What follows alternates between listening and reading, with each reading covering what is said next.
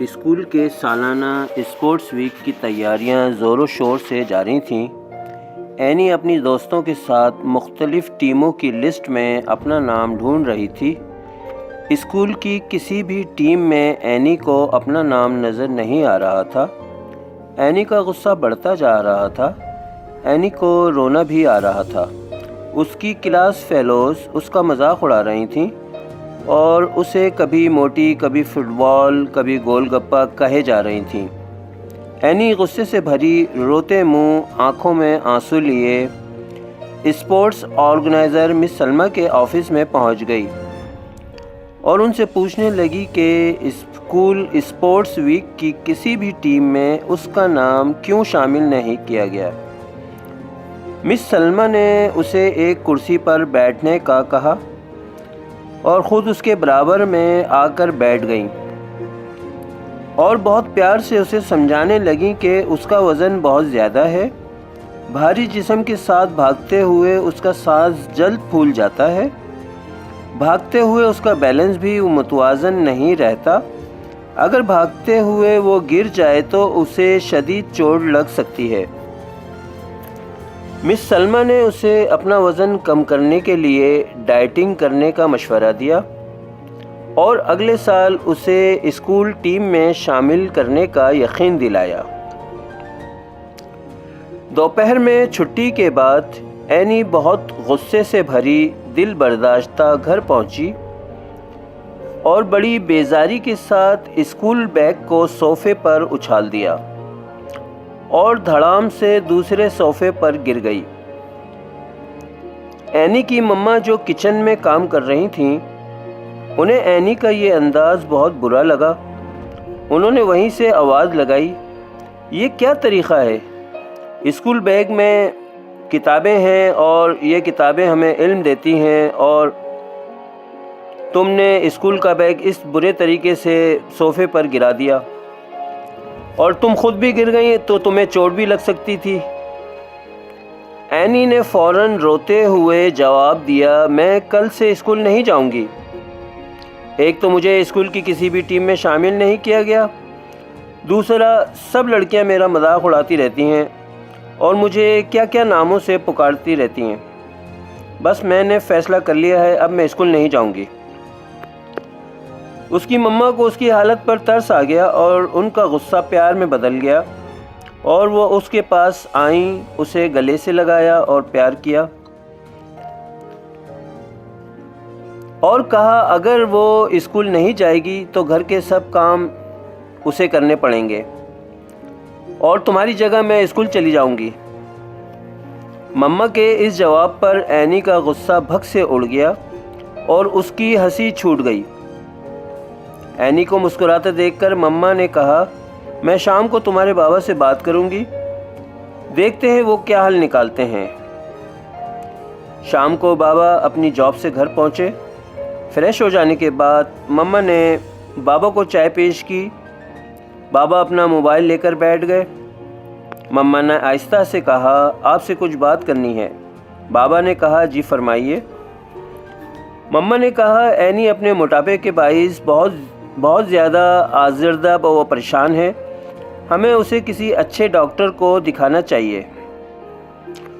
بابا نے کچھ دیر سوچنے کے بعد کہا، آج آفس میں کام بہت کم تھا اور میں کسی کام سے باہر جا بھی رہا ہوں، تو چلو تم دونوں کو بھی ساتھ لیتا جاؤں گا، قریب ہی ڈاکٹر مبین کے کلینک چلتے ہیں۔ اینی اپنے مما بابا کے ساتھ ڈاکٹر مبین کے کلینک پہنچ گئی۔ ڈاکٹر مبین ایک سلجھے ہوئے اور جہاں دیدہ شخص ہیں۔ انہوں نے ایک نظر مما بابا پر اور دوسری نظر مجھ پر ڈال کر ہماری آمد کا سبب دریافت کیا۔ بابا نے انہیں میرے موٹاپے کے متعلق اور موٹاپے سے پیدا شدہ صورتحال سے متعلق آگاہ کیا۔ ڈاکٹر مبین نے ڈائٹنگ پلان کی ایک فہرست بابا کے حوالے کر دی۔ جو ہی بابا نے فہرست پر نظر ڈالی، بابا کے چہرے پر مسکراہٹ آ گئی۔ ہم گھر واپس آ گئے۔ بابا سے کچھ پوچھنے کی ہمت ہی نہیں ہوئی۔ اگلی صبح بابا جاب پر جانے کی تیاری کرنے لگے اور میں اسکول جانے کی۔ ناشتے کی میز پر بابا نے ڈاکٹر مبین کی دی ہوئی فہرست مما اور مجھے دکھائی اور بتایا کہ اینی کا موٹاپا اول تو موروثی ہے، دوم ہم عادتاً وہ غذائیں زیادہ کھاتے ہیں جو ہمارے موٹاپے کو برقرار رکھ رہی ہیں یا بڑھا رہی ہیں۔ موٹاپے سے نجات کے لیے ہمیں اپنے غذائی چارٹ میں تبدیلیاں کرنی پڑیں گی۔ ہمیں چاول، آلو، chips, burger, pizza, cold drink چھوڑنی پڑے گی اور ہر کھانے کے بعد گھر کے چلنے پھرنے والے کام یا واک لازمی کرنا پڑے گی۔ اب ہمیں اپنی ہر وقت لیٹے رہنے یا بیٹھے رہنے کی عادت بھی ترک کرنا پڑے گی۔ اب ہمارے گھر میں بہت سیدھے سادے پکوان بننے لگے۔ چاول اور آلو کبھی کبھار پکتے ہیں۔ Burger, pizza, cold drink, chips ہم چھوڑ چکے ہیں۔ ہم زیادہ تر سلاد جس میں گاجر، شلجم، کھیرا، بند گوبھی، مٹر کھانے لگے ہیں۔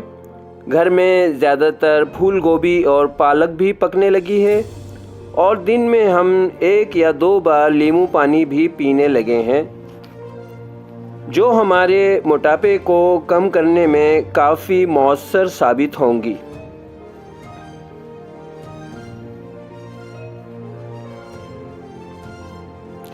تین مہینے بعد اینی مما کے ساتھ شاپنگ کے لیے گئی۔ وہاں اسے ایک شخص وزن کرنے کی مشین لیے بیٹھا نظر آیا۔ اینی نے اپنا وزن کرایا۔ اینی دیکھ کر حیران ہو گئی۔ اب اس کا وزن 50 کلو ہو چکا تھا، جبکہ اسکول کے سالانہ اسپورٹس ویک کے دوران اس کا وزن 68 کلو تھا۔ آخر کار اینی اپنے موٹاپے کی بیماری سے نجات حاصل کرنے میں کامیاب ہو گئی۔ اب بھاگتے ہوئے اینی کا سانس بھی نہیں پھولتا اور اینی کو عدم توازن کی بنا پر گرنے کا خطرہ بھی نہیں رہتا۔ اب کوئی اینی کو موٹی، گول گپا یا فٹ بال بھی کہہ کر نہیں پکارتا۔ اب مس سلمہ بھی اینی کو ہر ٹیم میں شامل کرنے کو تیار ہیں۔ اینی نے اپنی ثابت قدمی اور ارادے کی مضبوطی کے ذریعے اپنی بیماری سے جان چھڑائی۔ یہ ہم سب کے لیے ایک پیغام ہے۔ ہم بھی اپنی بیماریوں اور پریشانیوں سے جان چھڑا سکتے ہیں۔ اس کے لیے ہمیں پختہ ارادے، ثابت قدمی سے اپنے مقصد کے حصول کے لیے کوششیں کرنی چاہیے۔